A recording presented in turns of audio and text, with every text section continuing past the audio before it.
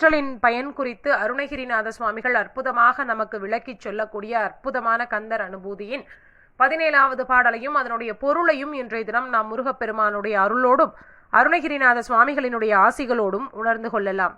யாம் ஓதிய கல்வியும் எம் அறிவும் தாமே பெற வேலவர் தந்ததால் பூமேல் மயல் போய் அறம் மெய் புணர்வீர் நாமேல் நடவீர் நடவீர் இனியே.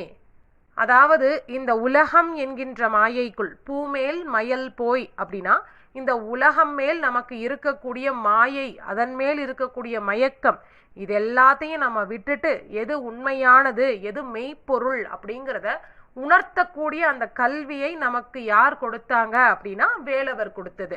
அப்படிப்பட்ட அந்த கல்வியை நாம் உணர்ந்ததனாலே இந்த பூமியின் மேலே நமக்கு இருக்கக்கூடிய அந்த மயக்கத்தில் இருந்து நாம் வெளிவந்து விட்டோம்.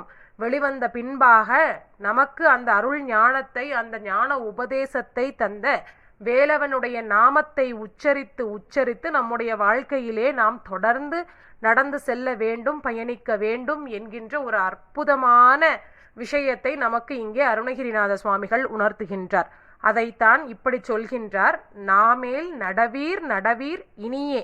இதுவரைக்கும் நீங்க எப்படி இருந்தாலும் பரவாயில்ல, இனிமேல் இறைவனுடைய திருநாமத்தை உச்சரித்து அவனை உள்ளார நினைத்து தொழுது வழிபட்டு அவனிடத்திலே சரணாகதி அடைவதை, அந்த எண்ணத்தை நோக்கி நீங்கள் வாழ்க்கையில் பயணிக்க வேண்டும் என்று நமக்கு கூறுகின்றார்.